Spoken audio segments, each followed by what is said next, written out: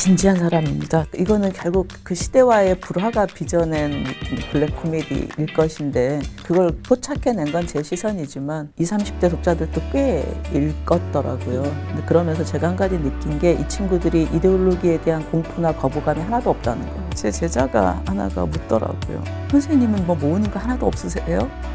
난 사람을 모으는 것 같아.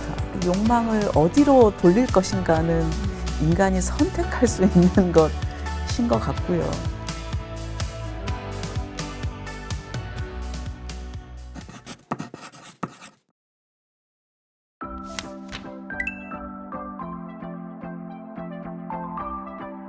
제가 이 책을 일부러 가져왔습니다. 아이고야, 저한테도 없는 것 같은데.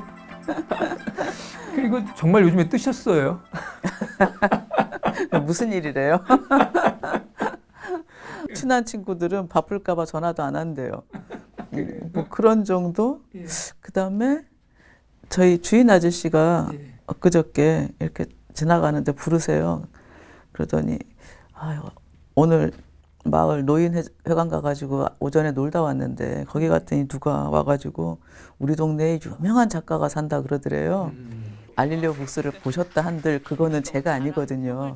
이렇게 막 화장하고 막 머리하고 집에서 맨날 이렇게 몸빼바지에 뭐 세수도 잘 안 하고 뭐 엄마 밥이나 나르는 것만 보시다가 아저씨가 한참 보고 이제 이름이 나오니까 전주아신 거예요. 그래봤자 굴에 나가면 아무도 모릅니다. 얼마나 팔렸나요? 지금 한 20만 부쯤 팔렸습니까? 20만 부 조금 넘었다고 들었습니다. 와, 얼마나 걸리셨어요? 2달 걸리셨다고 그랬던데. 네, 2달. 조금 안 걸렸을 겁니다. 근데 이제 저는 원래 구상을 거의 머릿속에서 다 끝내놓고 하기 때문에 단편도 그렇고 쓰는 시간 자체는 별로 많이 안 걸리는데요. 구상하는 시간이 굉장히 오래 걸려서 사실은 아버님 돌아가시고 난 후로부터 사실은 10년 가까이 계속 구상을 하고 머릿속으로 계속 수정하고 고치고 또 한 200매씩 썼다가 한 4, 5년 아버님 돌아가시고 4, 5년쯤 됐을 때 200매 조금 넘게 썼다가 한 번 버리고 한 번 더 버리고 뭐 이제 그런 과정들은 있었고요. 이제 이 책은 머릿속에서 거의 다 정리가 된 상태로 써서 네, 쓰는 시간 자체는 그렇게 오래 안 걸렸는데 한 10년 정도 준비 기간이 있었던 거죠. 정지아라는 사람이 이 책 쓰면서 제일 고민한 부분이 이거 어떻게 줄이는가를 고민하지 않았을까?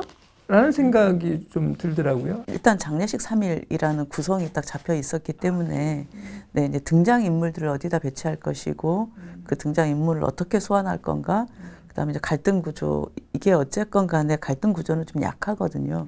왜냐하면 이미 갈등의 대상이 사망한 상태이니까 그래서 그 이제 작중 화자가 아버지와의 갈등을 처음에 그래서 조금 더 강하게 만들었고요.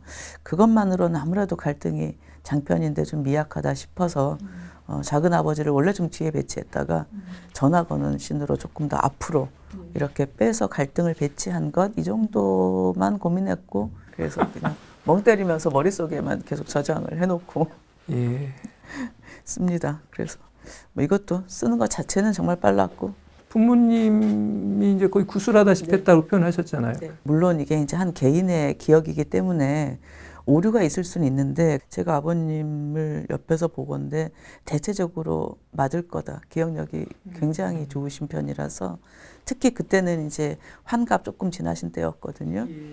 그래서 뭐 몇 월 며칠 무슨 전투에서 뭐 남부군은 대장 누구 휘하 몇 명 인솔하고 뭐 총 몇 정 획득 이렇게까지 다 기억을 하셨어요. 그래서 아버지의 기억이 일단 굉장히 도움이 많이 됐고요. 또 하나는 물론 이제 이 책을 쓰기 전에 현대사 공부를 조금 했고요. 그다음에 이제 제일 어려운 건 당시의 시대상을 묘사하는 거거든요. 글을 쓸 때는. 그 이제 뭐 한국 전쟁의 기원이니 뭐 이런 것들 다 읽었지만 거기는 팩트만 있지. 뭐 이를테면 옷차림이 어땠다든지 뭐 이런 생활사가 담겨 있지는 않잖아요. 그래서 중앙도서관 이런 데 가가지고 옛날 신문들을 되게 많이 봤고요. 이제 그리고 나서는 엄마 아빠의 구술에 조금 묘사와 상상력, 그러니까 묘사적 상상력을 조금 덧붙인 거 정도입니다. 그 아버지 해방일지를 보면서 생각한 건 돌아가신 어르신의 모습이 이 책에서 보여지는, 이 책을 보면서 상상된 모습하고 실제 어르신의 모습은 좀 사뭇 다르다 싶은 생각이 들더라고요. 진지한 사람입니다. 저희 아버지는. 그러니까요. 네, 진지한 분인데 그거를 제가 코믹하게 만든 그러신 거죠. 거죠. 아니 근데 이제 실제로 그렇게 싸우긴 하셨어요. 이거는 결국 그 시대와의 불화가 빚어낸 블랙 코미디일 것인데 이제 그걸 포착해낸 건 제 시선이지만, 그러니까 실제 아버지는 모습은 똑같고 그냥 진지하고 사진 앞에서 웃을 줄도 모르는 사람들이어가지고 저는 요즘에 빵긋빵긋 잘 웃고 있는데 두 분은 카메라 들이대는 것 자체를 싫어하시고 남에게 보여지는 자기 자신을 조금이라도 가공하는 이런 게 일도 없는 분들이셨죠. 저희 아버지가 봄만 되면 산을 쏘다니시면서 제가 좋아하는 취나물, 머위대, 오만나물, 전라도의 쑥구쟁이, 서울 말로는 쑥부쟁인데 그게 정말 요만해서 몇 시간을 캐야 요만큼이에요. 예. 저 힘들까봐 엄마는 그거 다 삶아서 한 번 먹을 분량으로 다 소분해가지고 그런 그 라면 박스를 받을 때 이분들이 나를 얼마나 사랑하는지, 나를 위한 노동은 참으시는구나 이런 생각이 들기도 하고. 그런데 이제 박사 논문까지도 아버지의 시대, 어머니의 시대를 쓰셨다는 느낌이 저는 들더라고요. 그래서 정자라는 사람은 역시 부모의 그늘에서 벗어나는 게 쉬운 일이 아니다라는 생각이 들었습니다만은. 그거는 그늘에서 벗어나기 어려운 것은 맞는 말이고요. 예. 근데 그게 그늘에 갇혀 있다기보다는 사실은 이제 저도 나이 들면서 제가 바라봤던 아버지, 어머니도 어머니에 대한 생각도 바뀌고 그 시대를 바라보는 생각도 바뀌는 것 같고요. 제가 마지막에 대하소설로 쓰고 싶은 것, 한국의 근대화, 한국의 자본주의가 어떻게 이식되었는가를, 사실은 좌우 대립이라는 것도 자본주의를 미국이 남한에 이식하기 위한 과정에서 생겨난 갈등이거든요. 그래서 지금까지는 우리 한국 근현대사를 다룬 소설들이 대부분 다 이데올로기 문제를 더 우선적으로 다루는데 그게 아니라 더 그 근원, 노동의 문제 이런 것들을 좀 경쾌한 톤으로 그려보는 게 제 문학에서의 마지막 꿈이고, 묶여 있다기보다는 제가 살아온 시대 또한 80년대에 대학 생활을 했잖아요. 시대와 역사라는 것을 외면하고 살 수 없는 시대였었고, 아마도 그때 빨산의 딸이라는 태생과 80년대라는 7, 80년대라는 시대를 관통하면서 세상을 보는 저의 눈 자체가 시대와 역사를 거르고는 사람을 보지 못하게 된 게 아닌가 싶은데, 빨치산의 딸을 쓸 때 정지아와 이제 아버지 해방시를 쓸 때 정지아는 사뭇 다르다는 생각이 들더라고요. 달라야 되지 않겠습니까? 이거 25살에 쓴 거고 이거 58에 쓴 건데요. 사람이 그 세월을 살아냈으면 뭔가는 달라져야죠. 다만 살아보니까 제가 사람하고 관계 맺는 게 되게 서툴다는 것을 나중에 알았어요. 예. 왜 서툴까? 저는 굉장히 솔직한 사람인데 그랬더니 솔직하지 못했던 거죠. 20대 제가 이 책을 쓰기 전까지 제 주변에 제 부모님이 빨치산인 걸 아는 사람이 단 한 명도 없었거든요. 두 분에게는 일상이 아무 의미가 없고 일상은 겨우겨우 살아내야 되는 거고 입만 열면 하는 말이 조국 통일이고 민족해방이고 존경할 만한 사람들은 산에서 다 죽었고 찌끄레기들만 남아서 겨우겨우 살고 있다고 하고, 그러니까 그분들에게 지금의 삶이 다 덤 같은 것이고 본인들의 마음은 그 산에 있는 거죠. 어쨌건 그런 부모님들의 자세를 저는 평생 보고 살았잖아요. 진지하지 않은 거 못 참고, 가벼운 거 못 참고, 정신을 돌아보지 않는 거 못 참고, 그래서 못 참는 게 되게 많았어요. 싫은 게. 그래서 그런 것들도 이것도 그런 부모님 밑에서 만들어진 무엇이겠구나 생각하고 그런 것들도 떨쳐내려고 굉장히 많이 노력했고요. 그런 결과물이 이번 책에 조금은 반영이 됐을 거라고 생각합니다. 많은 변화가 있었고요. 그러니까 저는 빨산의 딸을 쓰고 나서 한 가지 각오를 했는데, 사실은 어쨌거나 제가 그때 뭐 25 이런 나이였는데 세간에 관심이 주목돼서 여성지 인터뷰도 하고, 사실은 여성지 인터뷰 이런 거 정말 하기 싫었어. 그때는 제가 살면서 가장 무서웠던 순간이었던 것 같아요. 그래서 한동안 글을 못 썼어요. 이제는 글을 잘 써야 되겠다는 생각을 했고요. 그래서 제가 그때 앞으로는 내가 쓰고 싶은 글, 좋은 글만 쓰겠다. 그리고 그것으로 돈을 벌거나 명예를 탐하려고 하지 않겠다. 돈은 딴 걸로 벌면 된다.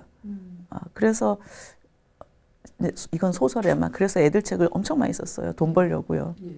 문학이라는 것만 붙들고 고민하는 것이 저에게는 조금 저는 아닌 것 같았어요. 저는 문학의 고민은 창작의 고통이라는 것은 삶의 고통을 뛰어넘을 수 없다라고 생각했고요. 그래서 사람이 잘 사는 것, 잘 살고 사람으로 성장하면 그 성장이 내 글 속에도 담기겠지. 뭐 이런 마음으로, 그러니까 뭐 급할 것도 없었고요. 진보의 가치를 지향했지만 이제는 진보라는 말이 진절머리가 나는 사람들에게는 이 책이 위안이 될 수가 있겠다.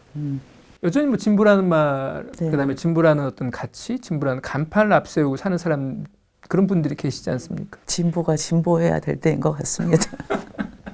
아니 근데 저는 저희 아버지 같은 사람들이 세상에 많다고 생각하거든요. 실제로 저와 함께 했던 많은 분들 중에 지금 이름을 내걸고, 그러니까 뭐 당신들이 어쨌건 젊음을 바쳤던 그 이념으로부터는 꽤 멀어져 있죠. 저는 이게 별거 아닌 것 같지만 이거야말로 사실은 바닥에서부터 세상을 바꿔나가는 힘이라고 생각을 하거든요. 그래서 본인들은 뭐 그때에 비하면 돈 들고 나가서 싸우는 것은 아니지만 사실은 더 중요한 일들을 현장에서 하고 있다고 생각을 하고요. 제 아버지도 그런 사람이었고요. 그리고 저는 이제 이 책을 읽은, 저는 처음에 20, 30대 독자들은 잘 안 좋아할 거라고 생각했어요. 물론 이제 주 독자층은 386 세대가 맞는데 20, 30대 독자들도 꽤 읽었더라고요. 근데 그러면서 제가 한 가지 느낀 게 이 친구들이 이데올로기에 대한 공포나 거부감이 하나도 없다는 거. 근데 왜 이렇게 됐을까? 그래서 왜 이 친구들은 이렇게 열려 있을까? 그 딸들의 아버지가 386 세대더라고요. 우리 아버지가 80년대 운동권이었단다. 근데 꼰대다. 술만 먹으면 들어와가지고 뭐 80년대 왕년에 뭐 이런 얘기를 하는데, 뭐 80년대 운동권 투사였던 꼰대 아버지에게도 자기만의 사정이 있었을까?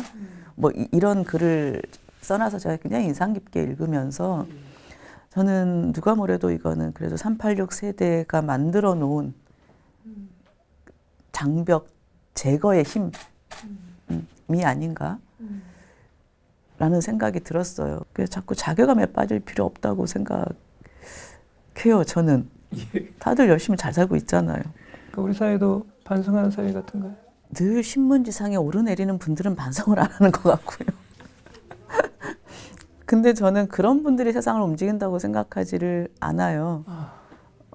오히려 저는 아까 또 비슷한 맥락인데 자기 할 일을 하면서 살아가는 사람들이 세상을 바꾸고 있다고 생각을 해서요. 또 저는 굴에 살면서 이를테면 외국인들이 되게 많거든요. 결혼해서 들어오신 분들도 많고, 처음에는 어르신들이 굉장히 싫어했어요. 시골 분들이 보수적이거든요. 살다 보면 이해하게 되고 조금씩 어쨌건 간에 받아들일 수밖에 없게 되는 거예요. 그래서 저는 그 시골 분들을 보면서도 삶을 열심히 살면 넘어설 수 없던 것도 넘어서게 되고, 그게 삶이니까요. 근데 그것은 우리 사회가 이미 그런 편견으로부터 꽤 자유로워졌다는 반증이라고 생각을 해요. 그게 보통 시민들의 마음일 거고요. 자꾸 편을 가르고 좌니 우니 뭐 보수 진보도 아니고 뭐 빨갱이 태극기 부대 이렇게들 서로를 규정하고 적대시하는 것은 그런 세를 이용해서 정치를 하려는 사람들, 이익을 얻으려는 사람들의 것 같고요. 그러니까 주류로 살아본 적이 별로 없는. 한 번도 없죠.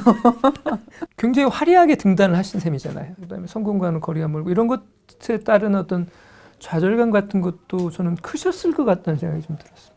빨산의 딸이 준 그 명예로부터 제가 도망쳤고요. 저게 가짜라고 생각했기 때문에 저런 데 휩쓸리면 안 된다라고 생각해서 제 스스로 도망쳤고요. 사실은 제가 만약에 그런 명예를 원했다면 그럴 때 사회적 이슈를 건드리는 소설들을 써서 계속 발표를 했더라면 아마도 뭐 이름 있는 삶을 살 수 있었겠죠. 근데 저는 그런 삶을 원했던 적은 한 번도 없는 것 같아요. 부자가 되기를 원했던 적도 없고요. 어릴 때, 정말 어릴 때 중학교 때, 초중학교 때까지 부모님과 사회에 대한 원망이 꽤 컸었는데 그거는 뭐 대학 들어가서 다 사라졌고. 가난했다는 이야기 이제 많이 하시잖아요. 자기 가난 이야기를 이렇게 소략하게 표현한 분도 못 본 것 같아요. 저는 근데 저는 가난한 이유가 욕심이 없어서 그래요.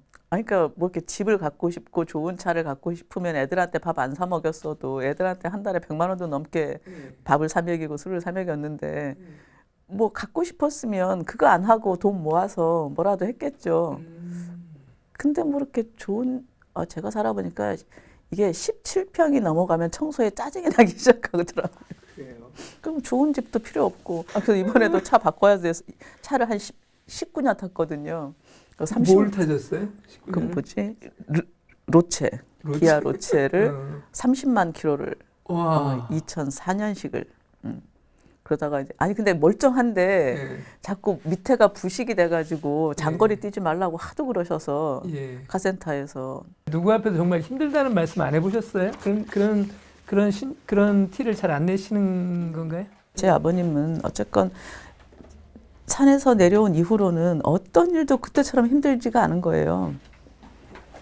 그래서 불평불만이 없으시고 세상이 나한테 왜 이래 이런 말도 하신 적이 없고 그냥 뭐 덤처럼 사셨으니까. 근데 이제 그걸 계속 보고 자라면 사람이 그렇게 돼요. 그래서 저도 모르게 그리고 뭐 교육적으로도 굉장히 강인하게 키우기도 하셨고요. 그러니까 독립적 인간 뭐 이런 걸 굉장히 좋아하셔가지고 근데 또 나이 들어 보니까 아무리 독립적인 인간도 기댈 때는 기대야 되는 것이고 이걸 못하는 것도 병이구나 싶어서 요즘은 힘들다고 하려고 하는데 사실 저는 제가 하고 싶은 말은 소설로 쓰는 사람인데요. 좀 전에 기자님 질문을 받고 나니까 그런 생각이 들었어요. 그러니까 많은 사람들이 성공을 꿈꾸고 사는구나.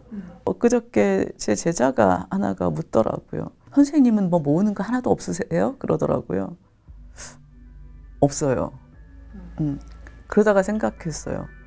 난 사람을 모으는 것 같아. 그랬더니 그 친구가 조금 나중에 그러더라고요. 그 말이 너무 기억에 남아서 자기도 사람을 모으는 사람이 되고 싶다. 욕망을 어디로 돌릴 것인가는 인간이 선택할 수 있는 것인 것 같고요. 이정재 작가님의 이렇게 밝은 면, 재밌는 면을 봐서 너무 좋은데 사실은 내가 보고 싶은 건 이 양반의 좀 어두운 면인데 이거 뭐 그 집안에 이걸 해야 되나?